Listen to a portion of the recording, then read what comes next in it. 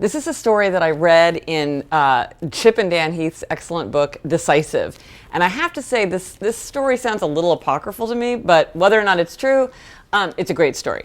So this has to do with the rock band Van Halen. So Van Halen was touring in the mid-70s to the mid-80s, and they had a very elaborate production, very elaborate for that time, with a lot more equipment, a lot more technical specifications than were customary. And they had this giant contract which specified everything that they needed.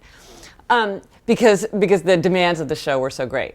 Now, another thing is that they had this crazy demand that they made, which was that there weren't supposed to be any brown M&Ms in the backstage. Now, this just sounds crazy, right? This is like one of these decadent rock stars who have all these crazy, crazy things that they insist upon.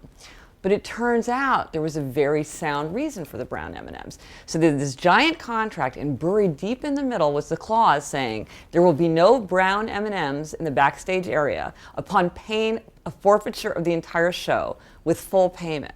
And as a result, when the band arrived, because a lot of the preparation had to be done in advance, when the band arrived, they could just walk right into the backstage, look at the M&Ms, and if they saw a brown M&M in there, they knew they had to check every single thing, because whoever had done all the preparatory work hadn't been completely diligent and thorough. And all they had to do was to look through that bowl of M&Ms to get a very good sense of what had happened before they arrived. And I think of this story to remind myself that sometimes demands that seem very unreasonable to me actually are made for some very sound reason.